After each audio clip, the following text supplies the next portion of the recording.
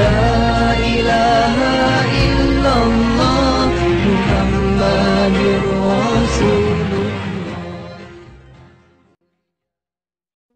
Pengen tahu nih tentunya pemirsa di rumah gitu ya, kalau seorang dokter Ica yang demikian, Masya Allah gitu ya pencariannya dan pembuktiannya secara ilmiah juga, hari-hari itu bisa diceritain ngapain aja? Dari bangun tidur sampai mau tidur lagi gitu ya, dengan kegiatan berdokter giginya gitu ya. Dan di mana masa-masa dokter Ica sekarang mendapatkan penguatan keilmuan yang tentunya harus mengejar lagi. Kalau kita aja yang lahirnya Islam begini modelnya telat mulu gitu. Kita dalam artian cemburu positif loh kepada para mu'alaf ini, Masya Allah. Baru tapi hidayah yang kencang itu membuat jadi tiba-tiba ini bukan a step ahead, tapi very few ahead gitu loh. Masya Allah. Itu gimana? Iya Bunda. Apa punya teman-teman komunitas yang mendukung? Iya itu pasti Bunda. Mungkin bisa dibagi. Betul Bunda. Jadi sejak memeluk Islam itu Bunda, yang paling menurut Ica ya yang mengubah banget itu memang mindset Ica ya terhadap waktu terutama. Ini akidah udah mulai dapat ya jawabannya. Betul. Itu time management ya. Betul. Jadi kan waktu Ica yang tadi Ica penuh kegalauan itu, Ica disarankan ke Mu'alaf Center. Di Mu'alaf Center itu bukan harus sama Ustazah ya, karena kan dia betul Bunda Sri namanya. Beliau insinyur pertama wanita di Indonesia Bunda. Udah sepuh, Masya Allah. Dan Masya Allah, karena insinyur pertama kan, jadi menjelaskannya memuaskan logika, akal, iman, masuk semua Bunda. Cuma ngomong masih alhamdulillah sampai hari ini Masya Allah. Iya ya Bunda. Jadi beliau itu menjelaskan tentang tauhid, rukun iman, rukun Islam. Tapi Masya Allah Bunda, itu Ica nangis 3 jam. Dari jam 9 sampai jelang azan zuhur. Itu Ica kayak di hati tuh konfirmasi, iya ini Allah yang benar. Kalau Allah tuh gak bisa disamakan dengan makhluk, gak bisa bergantung pada seseorang atau sesuatu untuk hadir ke dunia dan sebagainya. Kalau masih bergantung berarti bukan Allah dan sebagainya tuh Bunda. Jadi istilahnya kali Ica bekalnya itu doang Bunda, sampai terakhir dikatakan waktu udah azan, gimana Dokter Ica mau gimana? Ya Ica mau belajar dulu Bunda. Boleh silakan, tapi mohon maaf belum dihitung pahalanya, argonya belum jalan, dibilang gitu kan. Terus kenapa Bunda? Soalnya belum syahadat, dibilang gitu kan. Terus, oh ya memang syahadat itu isinya apa Bunda? Percaya Allah itu esa, percaya Muhammad utusan Allah, percaya. Ya udah itu syahadat. Ya udah Ica syahadat. Gitu doang Bunda. Nggak ada setelah ini konsekuensinya. Iya. Dan Ica nggak mikirin setelah itu ya Bunda harus gimana. Dan memang nggak dibilangin Bunda kalau misalnya nanti tuh haram sama suami dan sebagainya. Itu mungkin juga cara Allah Bunda. Beliau nggak salah sih. Ica juga nggak merasa terjebak karena beliau memang nggak tanya. Ica tuh statusnya udah punya suami belum, anak belum. Pokoknya syarat-syarat aja gitu ya. Ada Bunda, iya.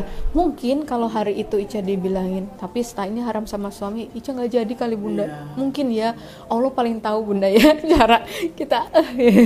Gitu. Nah, sejak saat itu kan Ica dibilangin setelah ini Ica bisa untuk mandi besar, udah dikenakan kewajiban sholat. Sejak hari itu Bunda, hari pertama udah mulai sholat, padahal belum diajarin Bunda. Jadi Ica pakai YouTube. Masjid tuh lagi lockdown Bunda. Jadi Ica jadiin HP YouTube tuh kayak imam. Masya Allah. Jadi Ica tuh dapat pahala tuh, kayak ikhtiar kan.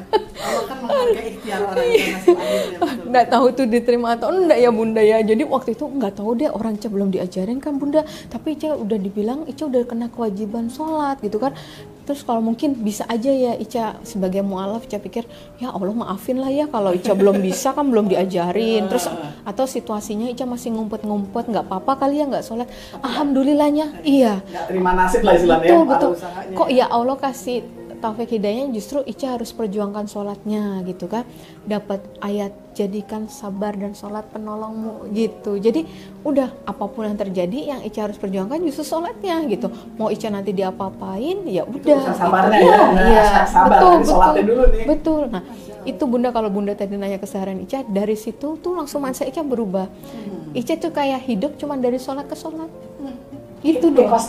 Persis Bunda. Karena kalau dibilang hidup itu buat nunggu azan, cuman nunggu betul, cuman kerja Ica itu nunggu sholat gitu bunda. Jadi itu yang Ica rasain juga seperti itu bunda. Dan dari situ kayak nggak ada hal lain yang lebih penting dibanding sholat gitu ya. Jadi ketika kita punya masalah di pekerjaan, toh sampingan, nanti toh juga berlalu gitu ya. Masalah di keluarga, toh sampingan gitu. Ini yang membuat aku cemburu dengan Prabu Allah nih guys. Aku kadang-kadang kalau dalam pekerjaan itu ada masalah, aku masih emang aku kembalikan kepada Allah gitu, tapi masih lebih berat ngurusin kerjaan itu. Jadi cara ikhlas melepaskan itu kita perlu berteman.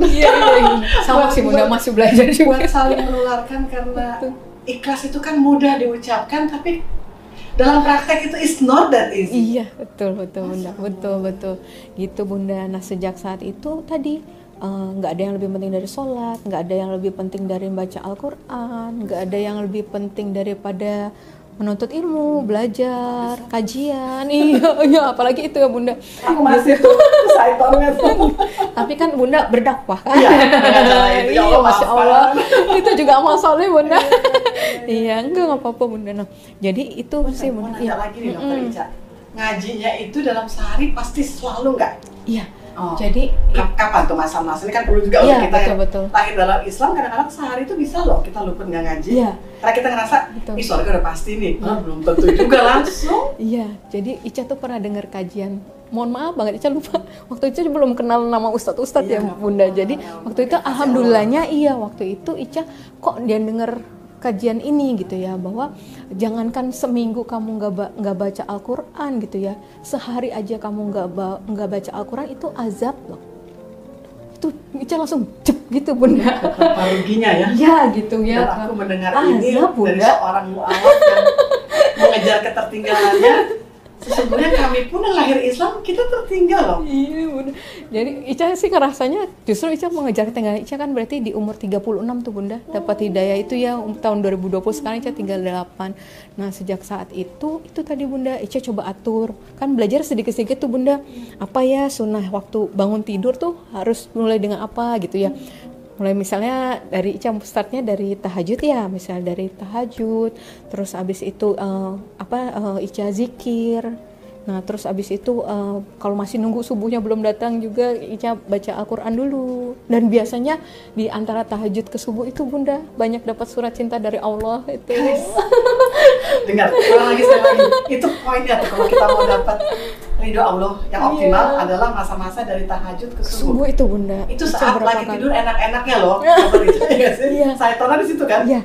Tapi itu ya bunda. Wahai aku manusia berselimut. Ica dari Isya itu udah diniatkan bunda. Kan Ica nanti jadi alarmnya dari malaikat ya? Iya, insya Allah mendahului alarm. Alarm tetap pasang bunda, tapi seringnya terbangun sebelum alarm.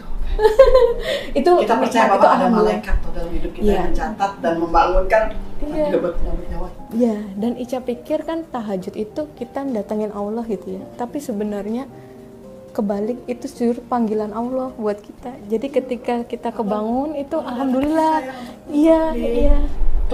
Memeluk ya. Iya, gitu bunda. Jadi dari mana nih pelukanku gitu ya. Jadi kayak kita ke tanah suci itu kan dibilang bukan kita yang ke sana, kita memenuhi panggilan yang Allah ya. Jadi ketika tahajud itu Ica bisa tahajud tuh langsung alhamdulillah dibangunin tahajud ya Allah. Dari Isya itu udah berniat. Ya Allah, ya Allah, bangunin Ica ya nanti gitu ya. Tapi Ica tetap jaga-jaga kalau Ica enggak kebangun. Iya tetap Ica gitu. Terus Ica qiyamul lail dulu bunda. Abis sholat sunnah setelah Ica sholat dulu juga. Kalau Ica nggak kebangun, Ica udah qiyamul lail 2, sudah witir. Ica udah gitu dulu bunda, jaga-jaga jadi nggak hilang semuanya gitu bunda. Kalau bangun-bangun pas subuh kan, waduh ruginya banyak bunda. Jadi Ica double backup. Masya Allah. Gitu bunda. Ini loh kita yang Islam nggak begini loh. Gitu bunda. Jadi ya itu nggak tahu ya bunda, itu alhamdulillah itu. Terus setiap Ica ya sedikit taunya apa ya baru Ica lakukan. Belum tahu waktu dulu, belum tahu ada sedekah subuh, tapi setelah tahu insya Allah diniatkan gitu, disiapin kalengnya ya, karena kita perempuan nggak ke masjid, nggak ketemu orang mungkin ya. Ica siapin tempatnya gitu emang buat di situ gitu. Aku niatkan ya Allah sedekah subuh ini iya mudahkan urusanku ya Allah gitu. Dekatkan aku sama Engkau gitu Bunda. Berikan keistiqomahan gitu Bunda. Terus udah iya terus Ica ingat-ingat harus apa aja zikir-zikir tadi ya Bunda. Kayak gitu. Terus itu waktu terbaik juga untuk tadi ya baca Al-Quran sebelum subuh sama sesudah subuh tuh. Nah ini pertanyaannya, anggap ini awam. Emang nanti ketika habis subuh mau kerja nggak ngantuk di tempat kerjaan? Nah gitu kan, ini pertanyaan maaf bodoh betul. Tapi mungkin pertanyaan yang terdengar remeh ini justru ingin diketahui. Betul Bunda. Sama Ica juga mikirnya gitu kan Bunda. Nggak ngantuk betul gitu ya. Bangun jam 2, jam 3 gitu kan Bunda, terus lanjut ya kalau enggak. Soalnya Ica pernah ngetes Bunda, Ica pernah tes semuanya. Pernah Ica habis tahajud, Ica tidur lagi gitu ya. Subuhnya yang kesiangan, sunahnya dapet, wajibnya nggak dapet ya. Maksudnya ya tetap bangun, tetap sholat, cuman ya udah terang lah Bunda ya, udah 5:30 gitu kan, udah jam 5 gitu, sayang gitu kan kalau kita dengar azan kan Masya Allah ya, jawab azan, kita doa setelah azan gitu kan, terus azan ke iqomah itu katanya mustajab ya, itu kalau dilewatkan sayang banget gitu kan. Jadi itu Bunda, Ica udah pernah nyoba ngetes, wah pokoknya berarti Ica gak bisa nih kalau habis tahajud Ica tidur lagi gitu. Dan memang Bunda kan memang sunahnya itu sebelum subuh tuh kan kita justru mandi ya Bunda, mandi sebelum subuh, betul. Nah kalau dipikir dingin apa gimana saya betul. Terus juga ternyata Bunda Ica itu praktekan waktu Ica di pesantren Bunda, itu yang pesantren Umi Iren itu tuh Ica mau nggak mau mandi sebelum subuh karena pas habis selesai subuh zikir pagi Ica tuh harus berangkat kerja. Jadi tetap PP Jakarta Sentul waktu itu. Alhamdulillah 3 bulan di sana dengan kondisi seperti itu, flu pun enggak Bunda, enggak sakit sedikit pun. Jadi guys, ini intisari dari kepasrahan total kita pada Allah Azza wa Jalla. Melakukan semua yang wajib plus juga sunnahnya, dan membersihkan diri di saat yang tepat, dan kita menjadi imun terhadap hal-hal yang pada saat orang-orang menganggap ini wabah, kita terbersihkan. Makanya Masya Allah. Niatnya cuman mau menaati ya sunnah Rasul, menaati perintah Allah gitu ya, mendapat keberkahan, mendekatkan diri sama Allah, tapi bonusnya banyak gitu ya Bunda.